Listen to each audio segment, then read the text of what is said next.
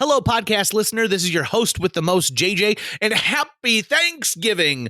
Tucker and I are going to talk about some Thanksgiving memories. I'm going to give you tips on a turkey. If you haven't started thawing it yet, you want to listen to this episode for sure. So sit back, relax, and happy Turkey Day. And by the way, if you'd like to help support our podcast, visit jjmeetsworld.com where you can donate to our Patreon, pick up some killer swag at our merch shop, or click the link to Apple Podcast and give us a 5-star review. 1, 2, 3, 4.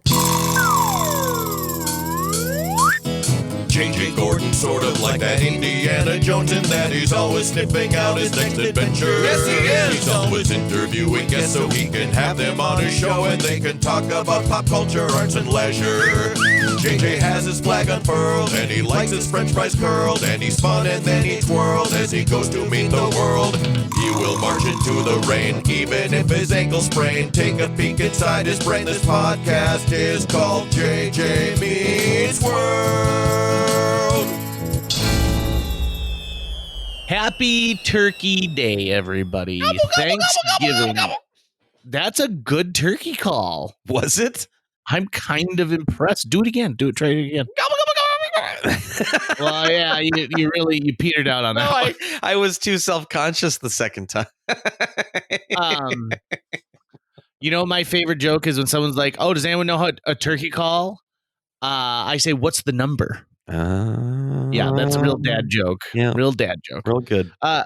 Thanksgiving, it is right around the corner. Happy Thanksgiving to you and yours from myself, your host with the most, JJ, and of course, Tucker. Yeah, for me too. Tucker, this is an eating holiday. Oh, We're yeah. thankful for things, but we eat to show our thanks. And go ahead. Well, I was going to say, do you have a favorite dish That was accompanies exactly the Thanksgiving? question I was about to ask you, and We're simpatico. We're simpatico. Dumplings. Dumplings are what I look forward to every Thanksgiving. I mean, it's hard to pick because I could say dumplings, but I would hate to see dumplings alone on a plate, right? I want to see turkey and stuffing and mashed potatoes. That's the four. I need those four things: turkey, stuffing, mashed potatoes, dumplings. Obviously, gravy is on everything.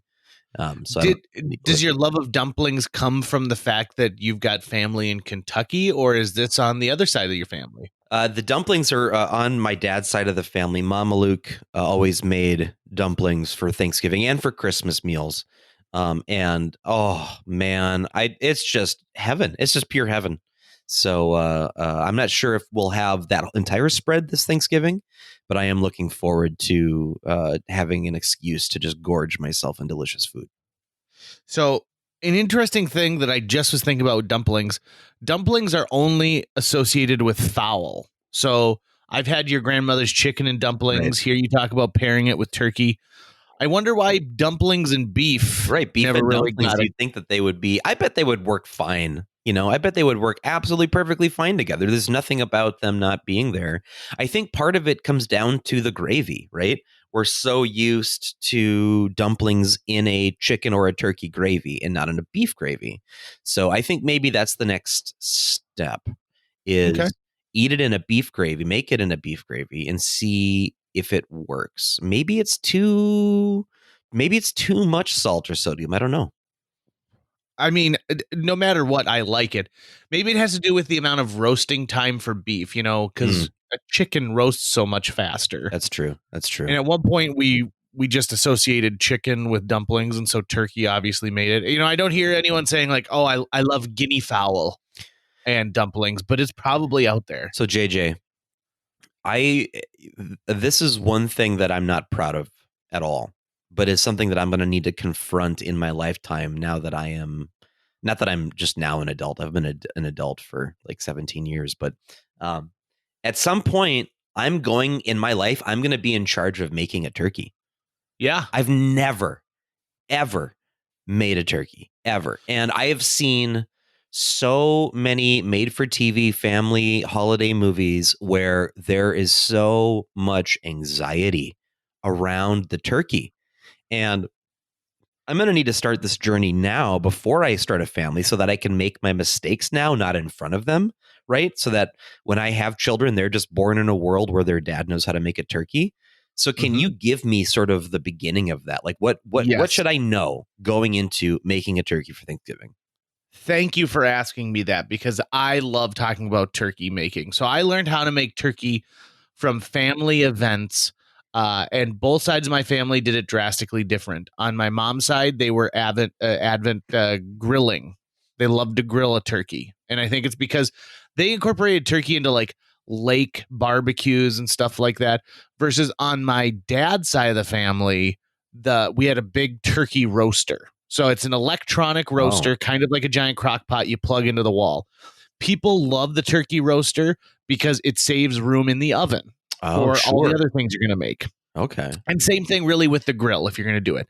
So here's the first thing you need to know about turkeys. Number one, you need to thaw the turkey well in advance. So for example, I have a turkey that this year that weighs 18 pounds. Wow. Which means from the freezer to the fridge, if I'm thawing it in the fridge, which is the preferred method, it's going to take 5 days. From the window to the wall? Yep. From the window to the wall, it's going to take 5 days. And it's not like the morning is the fifth day. I also brine my turkey. Okay. So a common misconception. So brining is really big right now. Are you familiar with the brining process? Is this where you're essentially soaking it in salt water? Yep. Okay. Exactly. Okay. And it makes it so much juicier, and it kind of dummy proofs the moisture content in the turkey. Hell yeah. But That's what I need. The dummy proof. that's where it's at. Yep. Here's the deal. Most turkeys that you buy in the grocery store have already been brined. Oh, okay. So people are double brining their turkey in a lot of cases.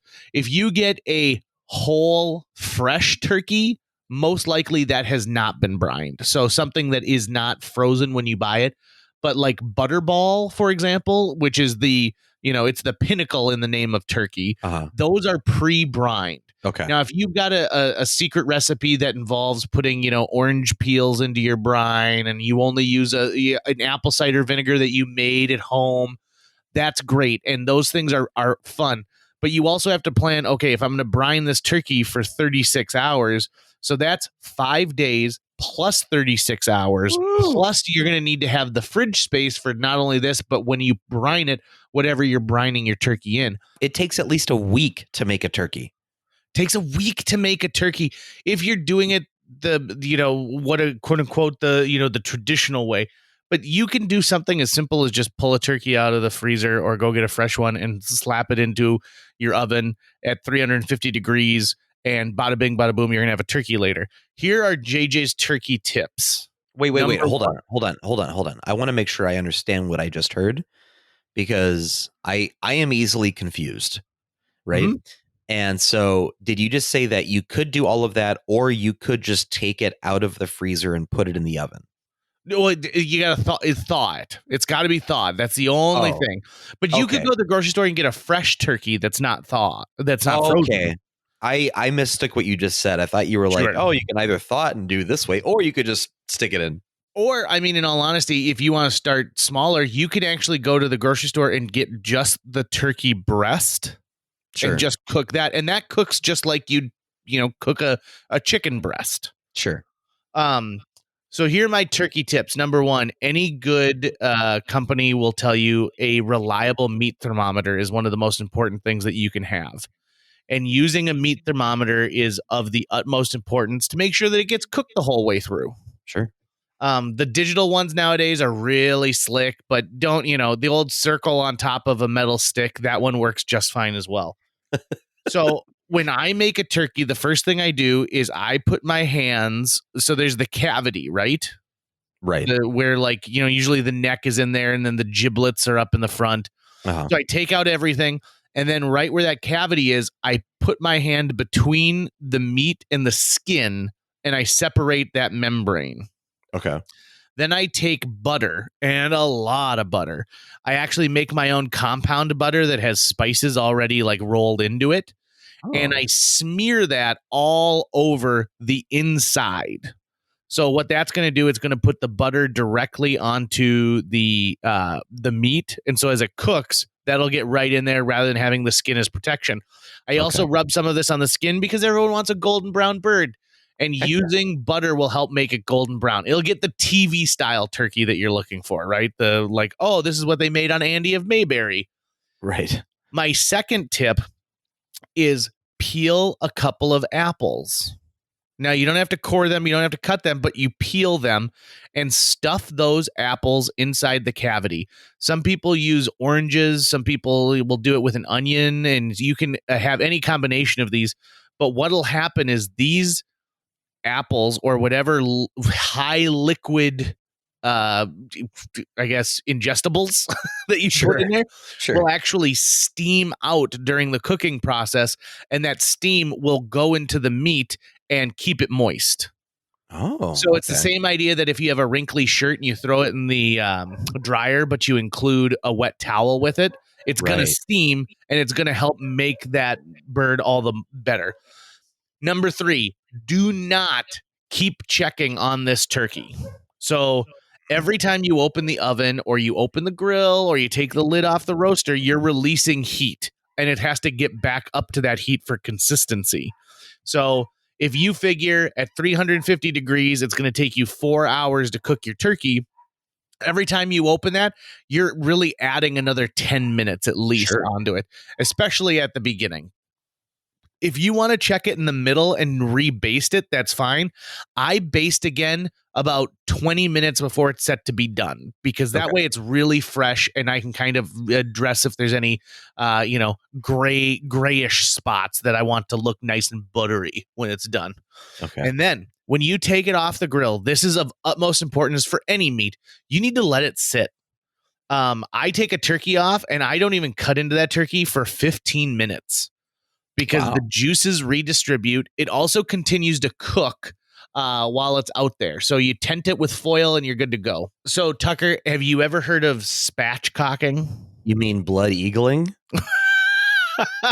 I don't know what blood eagling is. Have you ever watched the show Vikings? No.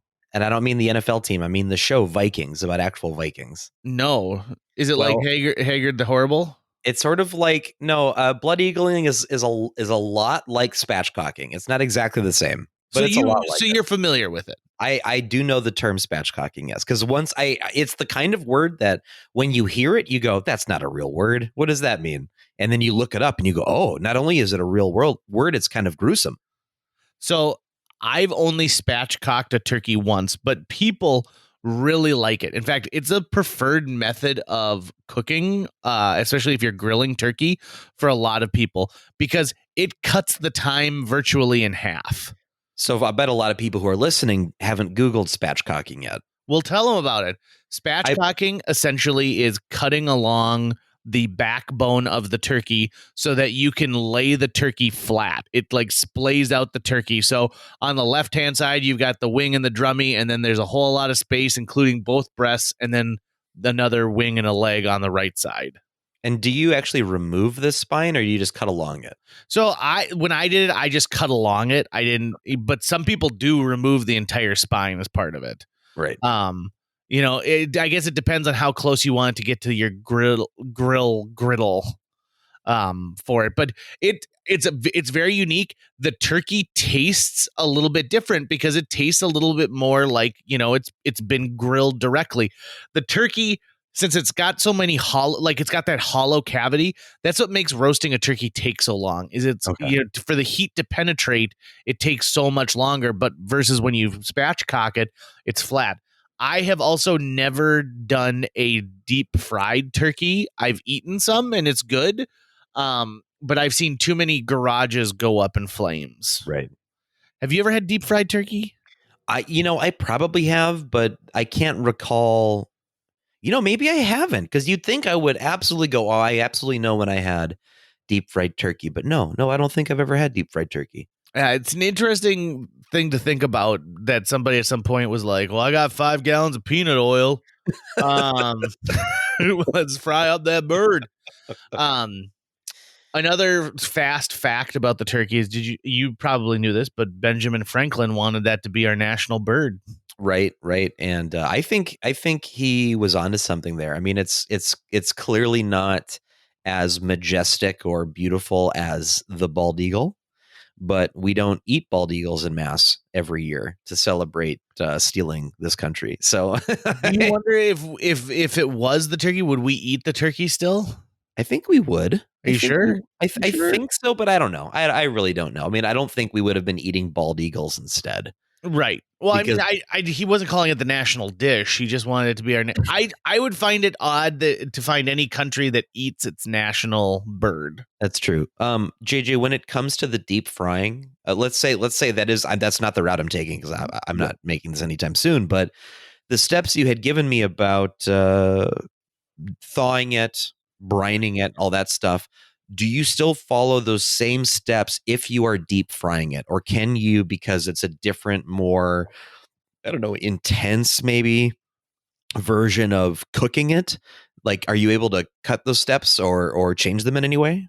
That is how you burn down your garage. So if you drop a frozen turkey or even a partially frozen turkey into boiling hot oil, it will explode essentially. Really? Yeah. And so Right. that is where the fire and everything, well, because you're putting water, like water and oil. We've Mm, always heard that they don't mix, right? that okay, that makes sense. Yep. So essentially, it's superheating it and releasing all this water, and so that is the biggest problem. In fact, if, I've watched many a YouTube video of frozen turkey, and the amount that it shoots up is amazing. Like there are people who've dropped it from like 6 feet above, and the geyser it creates is incredible. I almost Really? think that inside Old Faithful, if you really looked hard, you'd see someone just throwing a frozen turkey in some oil, and that's how they've been doing it for the last 20 years. That's hilarious. Now, I also am someone who, and this Like is a little bit of, Mentos. it is that is the perfect example. It's like Mentos Coke. It's the Mentos of meat. I think we have our title. The Mentos of meat. I love The it. Mentos of meat. Sorry, If keep going. if you like, I'm one of those sticklers who I do not put stuffing inside the bird because I'm afraid of salmonella. Okay, And explain that to me. so the raw bird has, the potential to have salmonella poisoning on it. Sure. And that's why you cook it. That's why you make sure it's cooked to the correct temperature. Again, looking on your meat thermometer. So that kills off any bacteria that you could have. But when you stuff the center cavity of it, the raw juices can get into the stuffing. And even though you're roasting the bird to this point, now that stuffing has kind of absorbed it into like the bread, and it just Oh, there's a much higher potential for foodborne illness okay. when you stuff, essentially you're interacting with something raw and not. For the same reason why I still know so many people who marinate food and then they use the marinade to like drizzle on it like after the food's been cooked. Like if you did a barbecue marinade and then you use a sauce again, I'm like, "Oh my god, no. Well, That just had raw chicken in it." isn't it true that most marinades don't really do a whole lot as far as permeating the meat as much as they do just coating the meat? 100% correct. So unless you are going above and beyond and making sure that you're like using an injectable, Right. or you've prepared the meat in a way to take that in, the difference is when it uses something that actually makes a chemical change in the meat. So for example, you can buy the worst cut of steak, the toughest cut of steak. So like take like eye of round, right? It's a tough, very what do they say about it? It's a muscle group, but it's a motor muscle, so it's constantly getting worked, Oh, so it's sure. super tough. Yep. This is a serious trick. Like this is going to blow the minds of the listeners. If you take a pineapple, lop off the top, leave the skin, everything on it, throw it in a blender and make this pineapple mush, marinade the steak, the eye of round steak in it for an hour. No more. Don't leave it in anymore. Take it out, wash off the pineapple. You're not going to get a pineapple flavor, but what it's done is the chemical enzyme inside of the citrus of the pineapple will break down the tissue, and now all of a sudden you have a steak that tastes like it was, worth $100 in a restaurant. Wow. Okay. Yeah, just based off of tenderness. So you can take that tip to the bank, baby. So if you're using a marinade and it's got something in it that's actually going to break down some part of the meat chemically, that can change it. I know some people who say that they use like a marinade and like, oh, it's so good and it's teriyaki, and I'm like, well, you're just coating the meat. And also, here's another tip too: if you're gonna make barbecue chicken on the grill, don't put the barbecue sauce on until like right at the very end. Some people cook it with the sauce on the whole time. All you're doing is giving it potential to burn, Right. because most barbecue sauce is sugar based, and Right. sugar burns. And so these are the things that keep me up at night, Tucker. So Well, how much trial and error when you were learning turkeydom, when you were learning how to cook a turkey, did you ever call the Butterball hotline? Was that a real thing? It is a real thing. In fact, in my day job, every year we call the Butterball hotline and get some tips for that particular year. So the Butterball hotline turns 40 years old next year. Wow. 40 years old. And it started with just some like home it's like home economic science. And it was just a crew of some people, and it got bigger and bigger and bigger. Now you can text into the it's 1-800-Butterball. And I know that sounds like it's too many letters, but you actually call in and then get immediately sent to a different extension. Okay. And these people know everything that there is to know about cooking a turkey. So if you call and say, I've got family coming over in 5 hours and I haven't thawed my turkey, they can tell you the most efficient way to thaw a turkey, but you're probably not going to be eating it that day. So, like one thing that they say you can do is you can do a cold bath for the turkey. So think about filling your sink up with water and putting the turkey in there. It's got to be cool water. And then you've got to change it out like every 30 minutes. Right. But that can cut your thaw time down to, in 4 hours, you could thaw a whole turkey, but it's much more labor intensive. And then there's no chance to brine. There's also some question about whether or not the quick thaw method actually takes some of the moisture out. I don't know the science behind that, but somebody out there probably does. Okay. When I first made my first turkey, I dried it out like there was no tomorrow because I didn't want to poison anybody. And so I left it on much longer than it needed to be. And one of the ways I can tell how long a turkey's been on there is how the skin reacts, because the skin should be crispy, but it shouldn't, like, if I touch it, flake off like a potato chip. Right. See, the skin should mainly stay intact. Tell me about your horrible turkey experiences. No, I don't really have. I can't think of a horrible turkey experience, but I've had dried turkey before. But dried turkey, at least at Thanksgiving, has never really been a huge problem because gravy and all the other things that are on the table with it can really help balance the scales in that matter. But also, I love turkey leftovers, which are going to be drier, right? Because they've been in the fridge. And making turkey sandwiches with leftover turkey meat for like a couple days afterwards, that might be the best part. You messing with your mic? Yeah, I am. I'm sorry. Oh. What's going on? You sound like you're miles away. Hold on. Okay. This is our tech issues episode. I also moved, when I got my laptop, I moved so that I could like plug my computer into an Ethernet connection. Oh, okay. And my mic stand just did not care for. Just gave up the ghost. Gotcha. Okay. So back into this. 3, 2, 1. Here we go. Gravy and leftovers are amazing. Let me tell you about my Thanksgiving leftovers. I'm really dominating this conversation, and I apologize for that. You have the knowledge when it comes to this. Like, I've eaten this food, but I've never prepared this food. And, you are the patriarch of your family. And so you are someone who is going to be dealing with this, has already dealt with this. And so I'm learning right now. I'm getting a lot out of it. And I think a lot of our audiences too. So keep going. So leftovers have a definite shelf life. They say about 4 days after Thanksgiving is when, most of that stuff has hit its peak. Mm-hmm. So to me, there's a lot that you can eat. I have never cooked a turkey under 15 pounds because I love the leftovers myself. So one thing that I do every year is, because I like to make as much use of the bird as possible, I make turkey stock for soups and turkey soup after Thanksgiving. And turkey stock is really easy. You cut up some carrots and some onions and you throw it into a giant pot, and then you take you take all the meat off the bones and you just put the whole thing in there, all the bones, everything, and you boil it for like 5 hours. And you're boiling the marrow and the essence out of those bones, and you get this nice kind of yellowish liquid, and it is so good. Sometimes when I'm sick, I'll take like 2 tablespoons of that and then add it to a glass of hot water.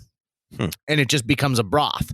So that's what you're making, is you're making yourself broth for cooking later on if you're going to do something with it.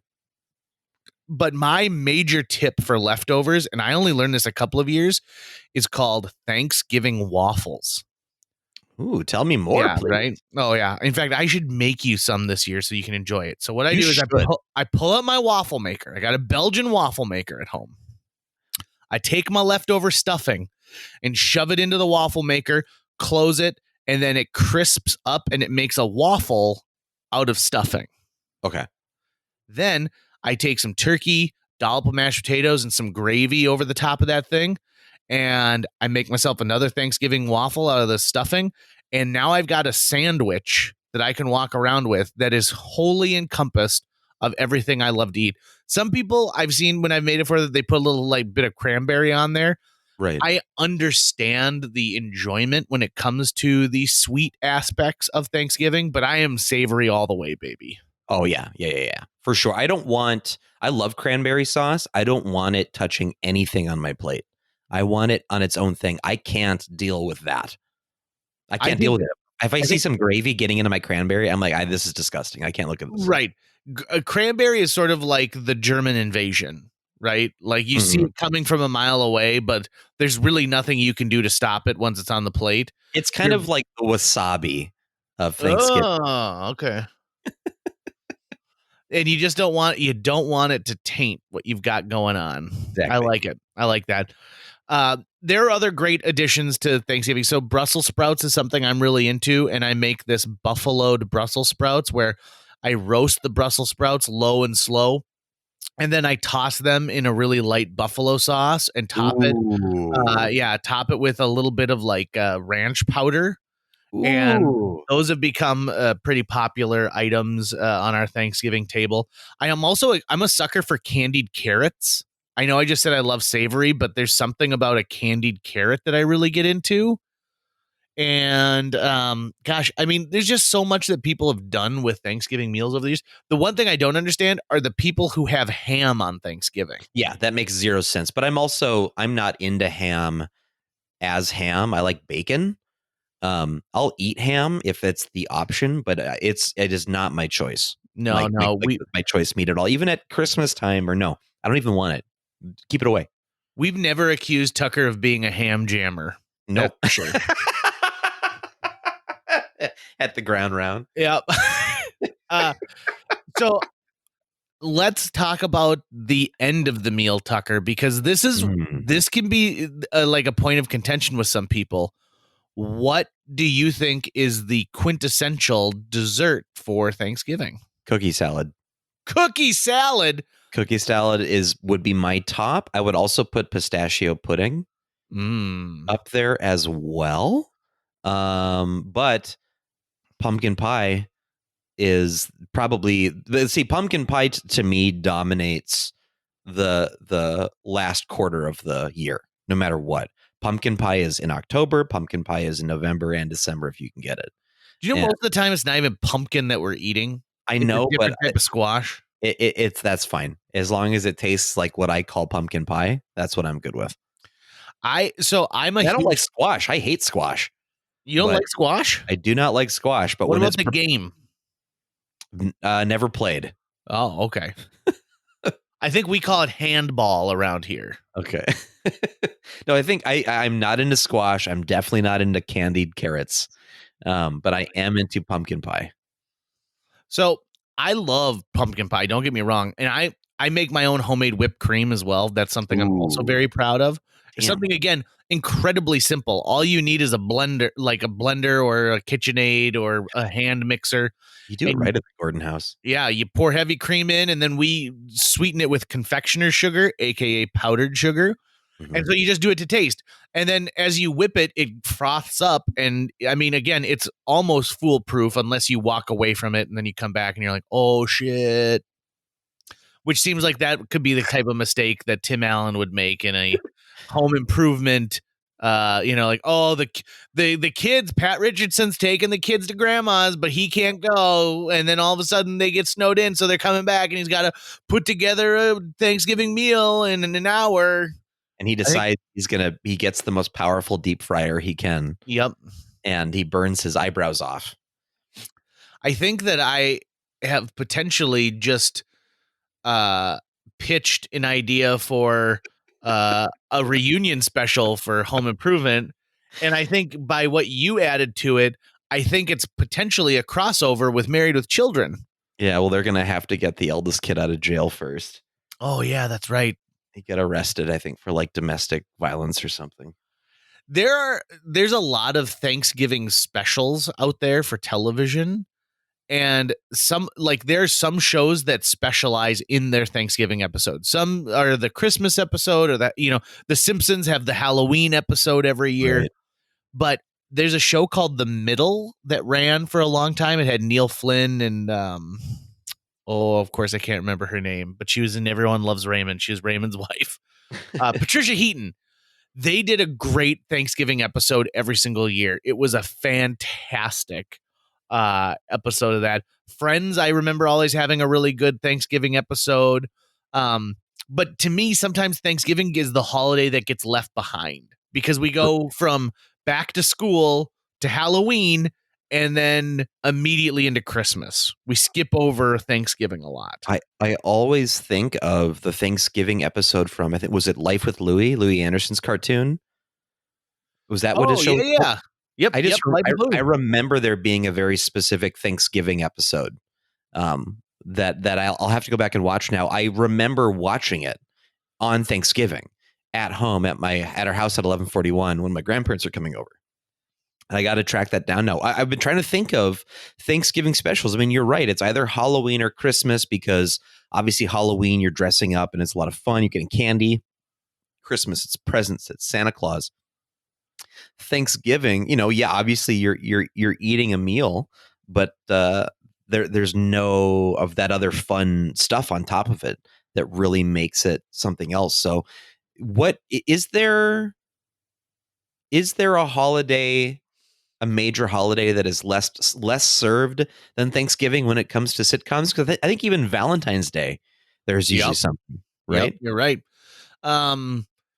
I guess, the 4th of July, if you're really going to pin it, and that's only because they're not airing during the 4th of July. They're on hiatus. So why would you be making new content for the 4th of July?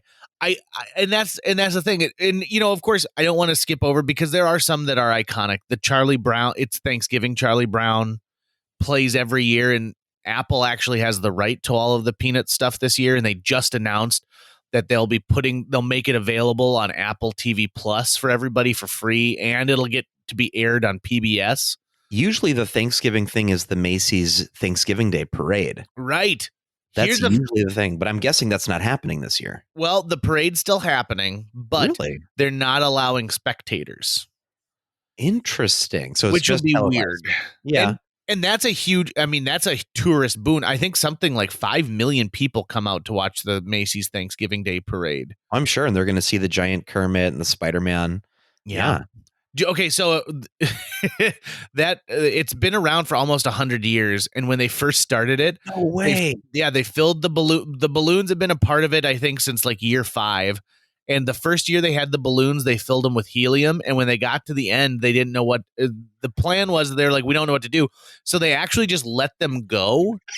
And what they did was they stitched into the balloon, if found, there's a reward for its return. And so these things floated as far away as like Pennsylvania. That's hilarious. And so like a farmer would come out and there's like a partially, inflated Felix the cat over the top of his barn.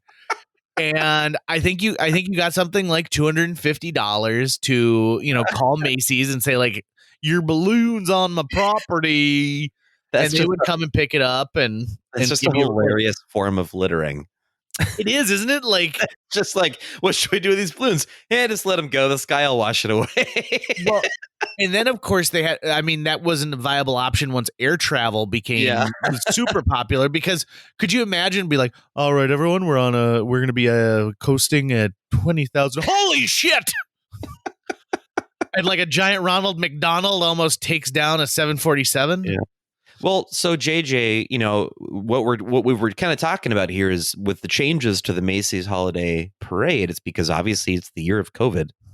And so that's disrupting everyone's Thanksgiving plans. So have your plans been disrupted? Like, how are you going to be celebrating Thanksgiving this year? We had some bad news in our house. We've got a family member who is sick and having to be, not with COVID, but with cancer, and he's having to stay in the hospital. And so we all want to make sure that we are as healthy as possible in case we are called upon to go help with something.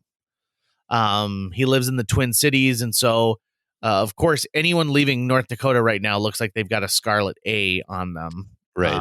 We are not doing great No. in our little state.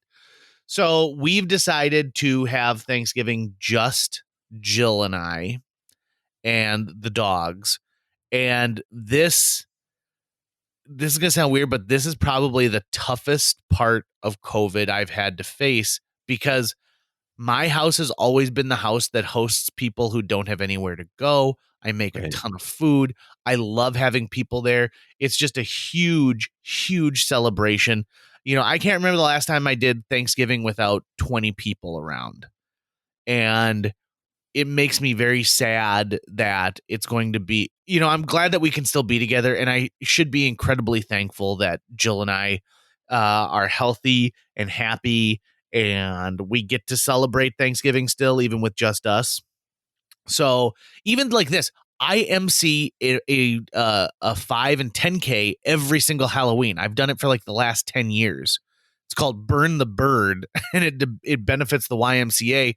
And this year they decided to go virtual, so people are running on their own route, and you track your own time. So there's no need for an MC for that, and that to me is very sad. That I don't get to do that, because usually I wake up at the crack of dawn, pop the turkey on the grill, and then head out to burn the bird. And since I won't be doing that this year, I've decided to let comedy movies be my best friend that day. Nice. So I will be watching Son-in-Law, Home for the Holidays, Planes, Trains, and Automobiles, The Ice Storm, which is not a comedy at all, but a great movie with Kevin Kline, set in 1973 with an amazing. It's how I learned what a key party was in this one. Sigourney Weaver's in it too. And then I'm going to watch the Charlie Brown Thanksgiving special.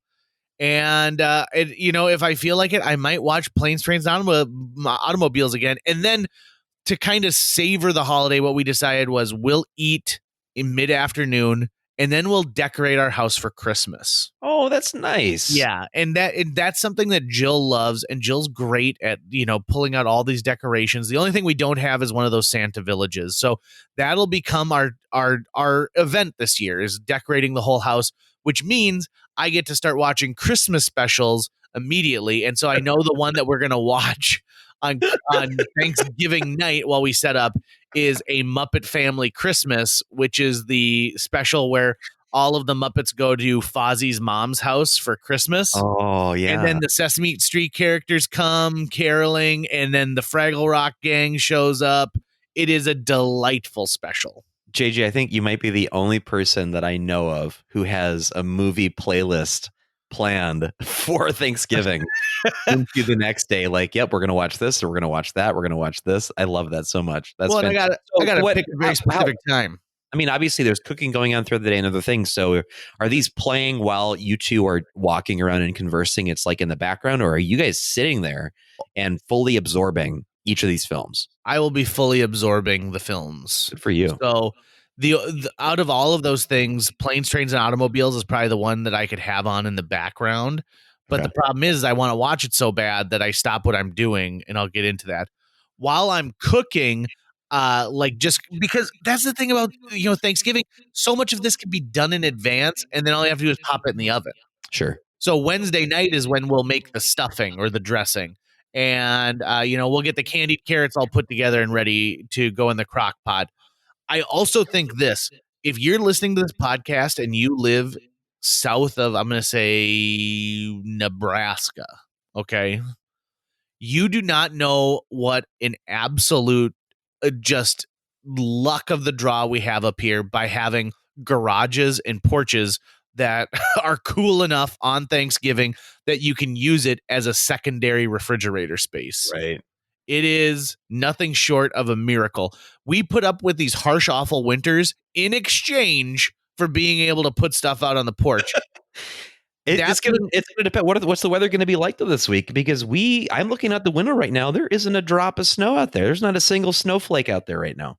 We don't always have snow on Thanksgiving, I don't think, at least not in my memory, but it's still going to be cool enough. I mean, we're to the point of where we're sitting mid 40s, even the low 50s, you can get away with, because it gets so cool overnight, putting something in your garage. Like if you got a Jello mold, you might be all right. And if I look at the extended forecast, Wednesday night Wednesday high of 36, low of 25. Thursday high of 38, low of 19. All the way through the weekend, it's perfect storing food outside of your home weather. Yeah, right at freezing. My first year in my new house, so the house I grew up in, that's where I live now. Jill and I's previous home had an enclosed front porch, like a little breezeway. And so that was great. I'd put the turkey in the roaster out there. There was a great place to just hold all of that extra stuff because we just didn't have the fridge space. So the first year I'm back at home, my garage is a total mess. So I thought, you know what? I'm gonna make turkey soup tomorrow. So I'll take the turkey and it's in a roasting pan and I will put a garbage bag over it and I will seal the garbage bag and I'm just gonna put it out on the porch. No big deal. NBD. So I put it out on the porch, and the next day I go out there. It's time for me to make a turkey sandwich and get that thing boiling. And so I go and I grab it, and all of a sudden it moves. Like I'm holding it and it moves, and I'm like, huh, what? And so then like I'm kind of looking at it and I shake it a little bit, and then it starts to move again. And so I put it back on the ground, and within like 3 seconds of me putting it on the ground, out through the back end, which now I notice has been chewed open, comes a giant gray squirrel. This squirrel had nibbled his way through plastic to get in at my delicious turkey, and that fat bastard takes off. And now I can't eat anything, right? Because it's been tainted by a squirrel. And there's two types of people in the world. The people who are like, oh, gross, you had to throw out that whole turkey. And the second type of person who's like, well, you didn't have to. Right. You just have to cut off the bit that he touched. Yeah, just cut off a little bit. And even then, like, supposed to eat a little dirt. I think if we're talking about a wild animal has gotten and touched it, it's like, no, this is done. We have no idea what it's done to this thing. Even if it wasn't eating everything, it's probably crawled all over the surface of this thing, and it's dead. Right. And I mean, I don't want everything to taste like nuts. Well, which is why I imagine what a squirrel's footprint tastes like. You had said earlier, JJ, that you try to get everything out of the turkey that you can. Uh-huh. So what is left after you've gotten everything out of the turkey that you can? I mean, the bones have been boiled so long that they don't become rubbery, but they're much more brittle.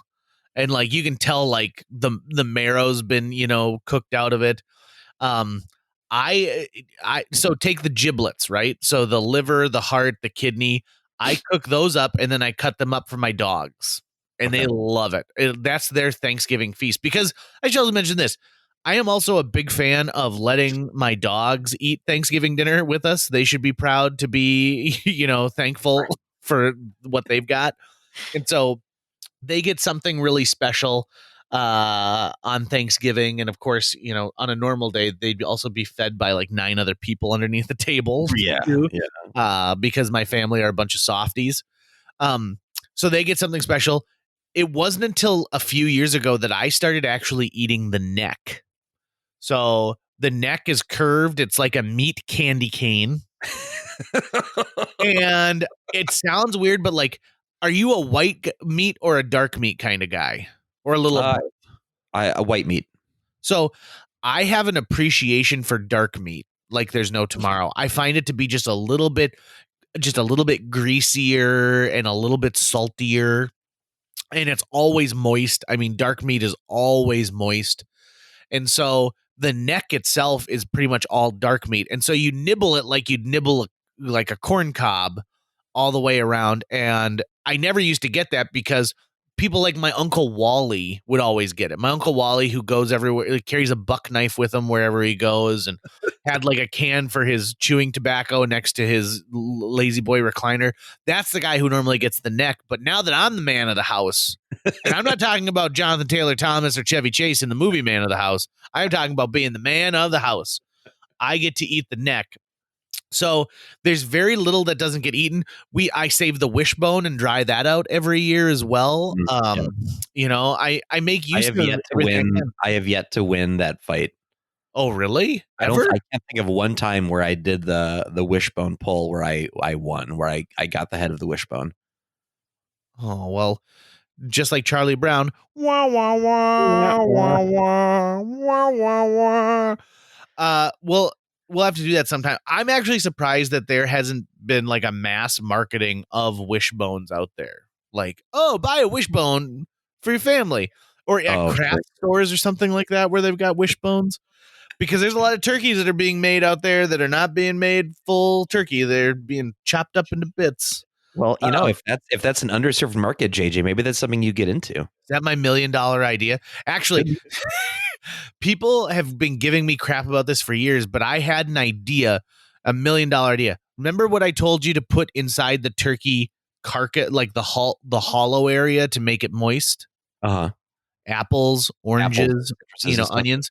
So I wanted to make an apple, like a silicone apple that's hollow on the inside, and you can twist it at the middle, and you could actually put spices and water or chicken broth into this apple and then reseal it, and it would have little holes on the top. So as it got hot, that silicone apple would steam out like these delicious herbs and chicken broth. And I was like, you could probably get that down to like $10 a unit and sell it like in a place like Bed Bath and Beyond. And everybody has told me the exact same thing. Or I could peel an apple for 10 cents and not buy that. I was going to say, what's the purpose of putting it in a thing so it's easy to remove everything? Well, yeah, I mean, you don't want it sloshing around in there. You want it to, so it can be contained a little bit. And then it's like, oh, did you put the apple in there? And I guess I must have seen enough of those steaming mama ads where you put water inside of this little woman who's got a mushroom head that steams and cleans your microwave. JJ, there's a distinct difference between is this useful and will it sell? And I think you've got something that might sell regardless of how useful it is. Oh, I love to hear that. Right?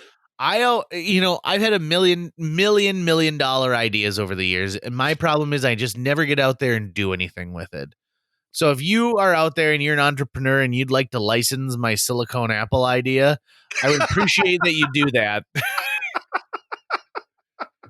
You can contact my business manager, Tucker Lucas.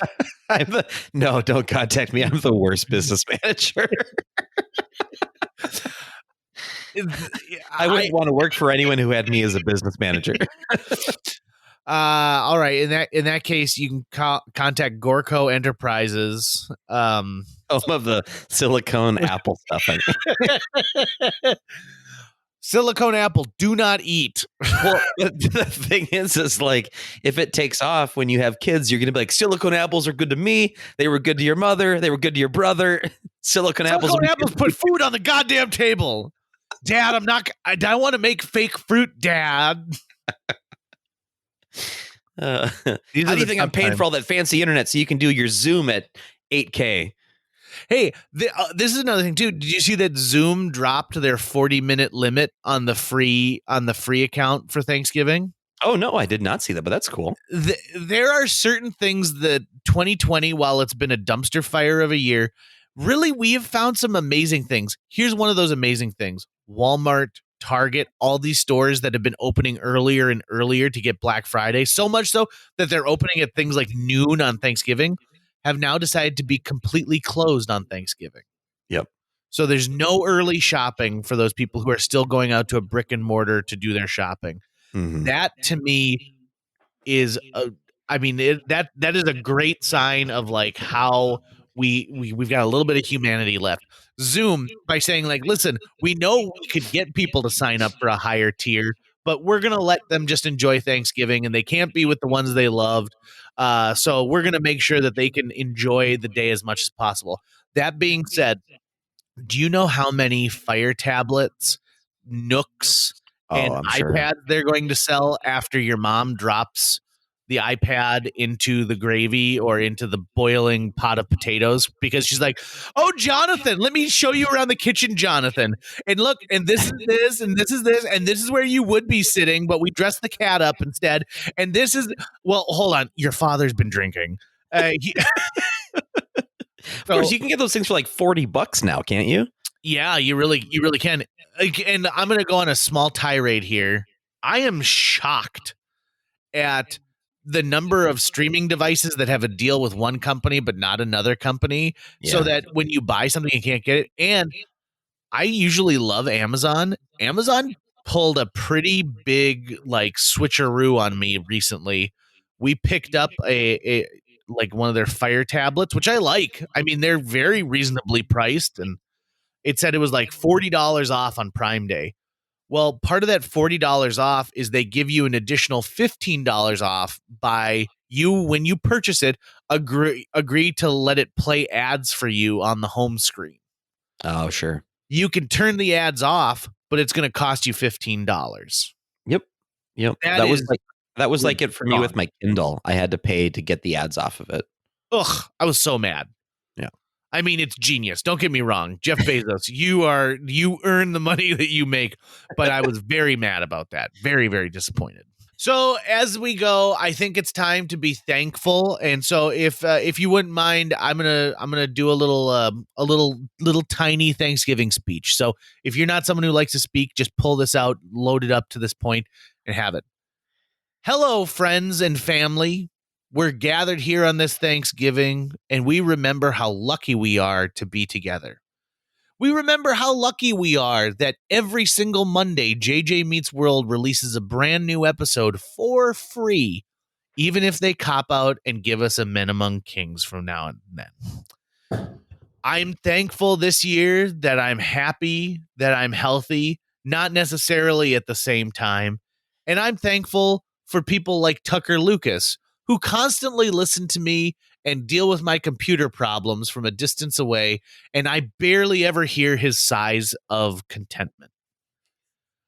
I also am thankful for John Candy, who brought us so many laughs over the years, and I'm also thankful for advances in cloning technology, thinking we may at one point get John Candy back.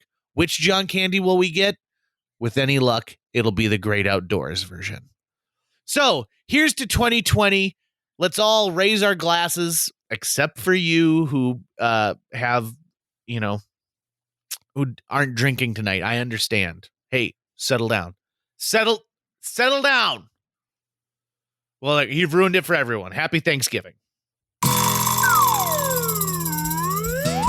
That's going to wrap it up for today's show. If you enjoyed this episode and would like to help us continue to produce new episodes each week, visit jjmeetsworld.com, where you can donate to our Patreon, pick up some swag at the merch shop, or follow our link to Apple Podcasts and leave us a 5-star review.